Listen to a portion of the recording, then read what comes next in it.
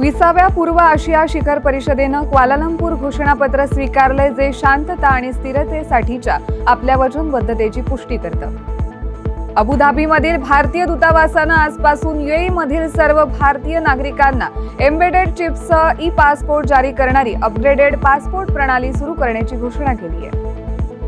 रियाधमधील भारतीय दूतावास आज ते 3 नोव्हेंबर पर्यंत दूतावासाच्या सभागृहात प्रवासी परिचय या भारताच्या विविध वारशाचं प्रदर्शन करणाऱ्या व्यापक सांस्कृतिक महोत्सवाच्या 3ऱ्या आवृत्तीचं आयोजन करणार आहेत.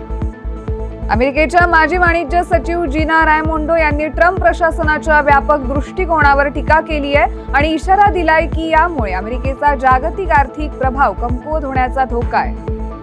अमेरिकेचे राष्ट्राध्यक्ष डोनाल्ड ट्रम्प आणि जपानचे पंतप्रधान साने ताकाची यांनी आज टोकियोमध्ये व्यापार आणि महत्त्वाच्या खनिजांवरील 2 प्रमुख करारांवर स्वाक्षरी केली आहे. कॅरिबियन समुद्रातून ईशान्येकडे येणाऱ्या मेलिसा चक्रीवादळामुळे मृतांची संख्या 7 झाली आहे. अमेरिकेचे राष्ट्राध्यक्ष डोनाल्ड ट्रम्प यांनी आज टोकियोमध्ये व्यापार आणि सुरक्षेवरील चर्चेसाठी जपानच्या नवीन पंतप्रधान साने ताकाची यांची भेट घेतली आहे. उपराष्ट्रपती CP राधाकृष्णन सेशेल्सहून परतलेत. भारत सेशेल्स संबंध अधिक दृढ करण्यावर त्यांनी प्रकाश टाकलाय. केंद्रीय इलेक्ट्रॉनिक्स आणि माहिती तंत्रज्ञान मंत्री अश्विनी वैष्णव यांनी आज अधोरेखित केलंय की गेल्या महिन्यात भारताची स्मार्टफोन निर्यात विक्रमी 1.8 अब्ज अमेरिकन डॉलर्सवर पोहोचली आहे.